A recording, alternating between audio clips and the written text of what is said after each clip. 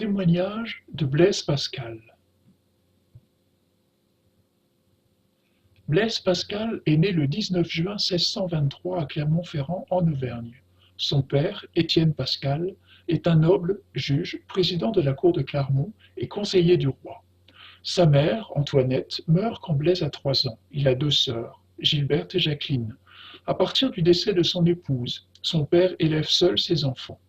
En 1631, entré en disgrâce auprès du roi qui lui retire toute fonction politique, il déménage avec toute sa famille à Paris pour se consacrer exclusivement à sa grande passion, les mathématiques et les sciences. Le jeune Blaise Pascal a donc, dès son enfance, l'occasion de fréquenter les plus grands savants de cette époque. Son père décide d'assurer lui-même l'éducation de ses enfants et très tôt, il se rend compte des capacités intellectuelles extraordinaires de son fils. À 11 ans, Blaise est surpris par son père en train de démontrer le 32e proposition euclidienne. Son père réagit en lui interdisant les mathématiques jusqu'à ses 15 ans pour qu'il ait le temps d'apprendre le latin et le grec. Malgré l'interdiction, Blaise continue de travailler seul sur la géométrie et à 12 ans, il découvre que la somme des angles d'un triangle est égale à 180 degrés. À 16 ans, il écrit un essai sur les coniques dans lequel il énonce le théorème de Pascal, encore utilisé aujourd'hui en géométrie. À 18 ans, il inventa la toute première calculatrice mécanique appelée la pascaline, afin d'aider son père dans son travail. Vous voyez ici la photo d'une pascaline. C'est une reproduction exacte. Pourtant, tout ne va pas si bien que ça pour le jeune Blaise Pascal. Dès son enfance, il a une santé fragile, il est souvent malade et il fait des crises d'épilepsie qui tiennent toute sa famille en alerte autour de lui. Le grand génie scientifique est d'un caractère susceptible et râleur, difficile à supporter pour ses proches. À partir de 18 ans, sa santé se détériore de plus en plus. Il a fréquemment des migraines et des maux de ventre. Il a des problèmes de circulation sanguine. C'est tout cela qui conduira Dieu à frapper la première fois à la porte de son cœur. En 1646, son père, qui entre-temps a retrouvé les faveurs du roi et est devenu commissaire délégué aux impôts à Rouen, a un accident. Il s'est démis la cuisse en glissant sur la glace. Il est soigné par 2 médecins réputés, Labouthierie et Deslandes, qui sont jansénistes. Le jansénisme est un mouvement de réveil au sein de l'Église catholique né au XVIIe siècle, hostile à l'absolutisme royal et au catholicisme officiel. Ce serait très long d'expliquer en détail ce qu'est le jansénisme, mais on peut résumer en disant qu'il s'agit d'un mouvement d'intellectuels qui a redécouvert les mêmes vérités que le protestantisme, tout en restant résolument au sein de l'Église catholique et profondément fidèle au pape. Son père découvre, par ces 2 médecins, que, par Jésus, Dieu offre sa grâce gratuitement à tous les pécheurs qui se repentent, ce qui est un message totalement nouveau pour lui, et il se convertit. Blaise a 23 ans.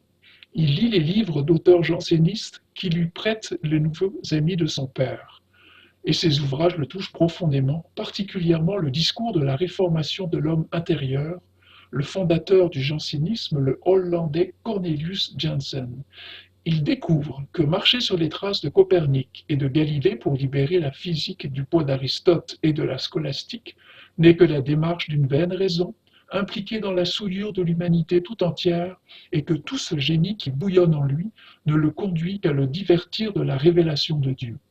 Il se met dès lors à écrire sur des sujets théologiques.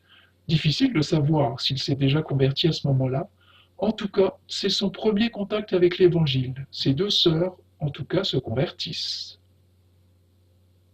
En 1647, Blaise Pascal, toujours de santé fragile, est atteint d'une attaque de paralysie qui fait qu'il ne peut plus marcher sans béquille. Il se rend alors à Paris avec sa sœur Jacqueline. Sa santé s'améliore, mais son système nerveux est définitivement perturbé. Mais il s'éloigne de Dieu et passe par ce qu'il appellera par la suite sa période mondaine, de 1641 à 1654. Il délaisse totalement tout ce qui a trait à la foi et se consacre exclusivement à ses travaux scientifiques. C'est de cette période que datent ses travaux sur le vide, qui lui permettent d'établir la loi générale des équilibres des liquides. Son père meurt en 1651 et Blaise prend possession de sa part d'héritage et de celle de sa sœur Jacqueline, qui y renonce et décide d'entrer au couvent de Port-Royal, le siège des jansénistes en France. Pascal est donc immensément riche.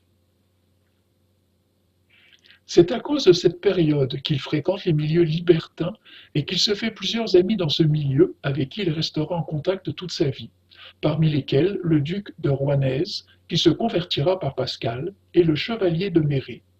C'est pour ses amis qu'il écrira ses pensées. Pour eux, il développe le calcul des probabilités afin de les aider dans leur jeu de hasard. Il s'inspirera de ses propres calculs de probabilité pour son fameux pari, notre leçon d'objet. Pascal, tout en fréquentant les libertins, ne se joindra jamais à leur vie de débauche, mais il en oublie totalement les choses de Dieu. Sa sœur Jacqueline met en garde Pascal contre ce mode de vie et le supplie de revenir à Dieu. Elle prie pour qu'il change de vie.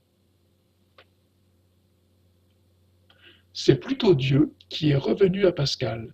Malgré sa sympathie pour les milieux libertins, Pascal n'a jamais oublié les écrits des jansénistes qui l'avaient tellement touché. Et Dieu va se servir d'un événement clé pour ramener Pascal à lui. Fin 1954, à 31 ans, Pascal a un accident sur le pont de Neuilly. Les chevaux de son magnifique carrosse plongent par-dessus le parapet du pont et tout le carrosse est sur le point de tomber dans le vide. Au dernier moment, l'attelage se rompt et le carrosse reste en équilibre sur le bord du pont.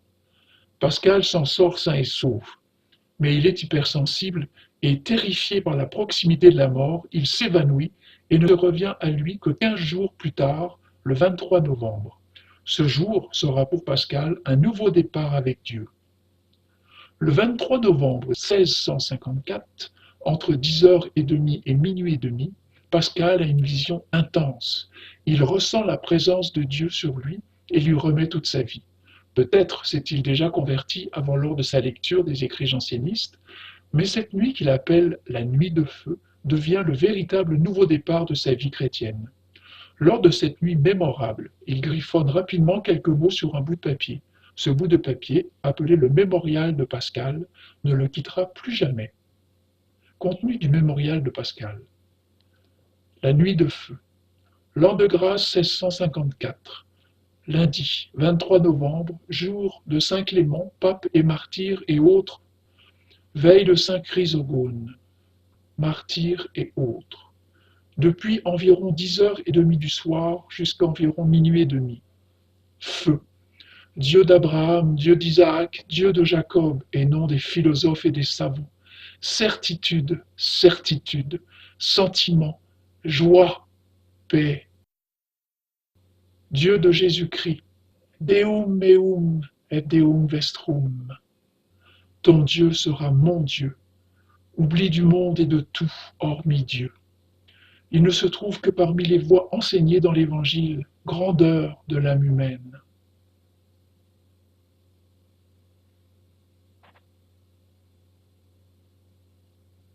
Père juste, le monde ne t'a point connu, mais je t'ai connu. Joie, joie, joie, pleurs de joie. Je m'en suis séparé. Dereliquerunt, me fontem aquae vivae. Mon Dieu, me quitterez-vous, que je n'en sois pas séparé éternellement? Cette vie est la vie éternelle, qu'ils te connaissent seul, vrai Dieu, et celui que tu as envoyé, Jésus-Christ. Jésus-Christ, Jésus-Christ. Je m'en suis séparé et je l'ai fui, renoncé, crucifié, que je n'en sois jamais séparé. Il ne se conserve que par les voies enseignées dans l'Évangile. Renonciation totale et douce, soumission totale à Jésus-Christ et à mon directeur, éternellement en joie pour un jour d'exercice sur la terre. Non obliviscar sermones tuos. Amen. Suite à cette nuit de feu, Pascal s'engage tout entier à faire connaître le message de salut en Jésus-Christ.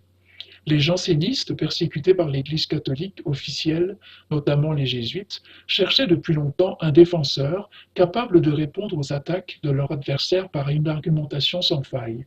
Ils l'ont trouvé en Pascal, qui publie ses Provinciales, des lettres qui défendent le jansénisme et leur doctrine de la grâce, face aux attaques du clergé et s'attaque à la morale laxiste, politiquement correcte, de ses adversaires les jésuites.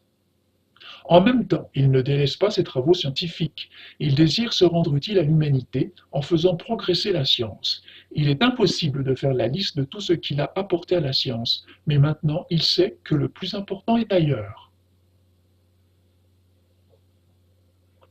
Et enfin, après la parution de la dernière de ses lettres provinciales, il se lance dans le plus important projet de sa vie, une apologie de la religion chrétienne destinée à montrer aux libertins qu'ils ne trouveront ce qu'ils cherchent nulle part qu'autre en Jésus. Cette œuvre sera inachevée au moment de sa mort. Les notes qu'il avait écrites pour son apologie et laissées derrière lui, sans ordre précis, seront publiées après sa mort et on les connaît aujourd'hui sous le nom de Pensées. En 1659, Pascal, dont la santé n'a jamais été bonne, tombe sérieusement malade. En 1661, Louis XIV interdit le jansénisme. La même année, sa sœur Jacqueline, de laquelle il a toujours été très proche, meurt. En 1662, sa maladie devient encore plus violente et il n'a pas peur de mourir parce qu'il sait que c'est par elle qu'il rejoindra Dieu. Il meurt le 19 août 1662, à tout juste 39 ans. Ses derniers mots: puisse Dieu ne jamais m'abandonner.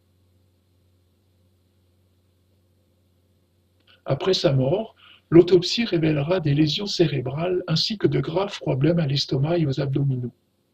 Sa mort est probablement due à une combinaison de la tuberculose et d'un cancer de l'estomac. De plus, des travaux récents ont démontré une insuffisance rénale. La maladie fut la compagne de toute sa vie, au point qu'il en vint à considérer la souffrance comme normale. Mais malgré tout cela, et peut-être même grâce à tout cela, sa vie est un témoignage de confiance en Dieu. Fin.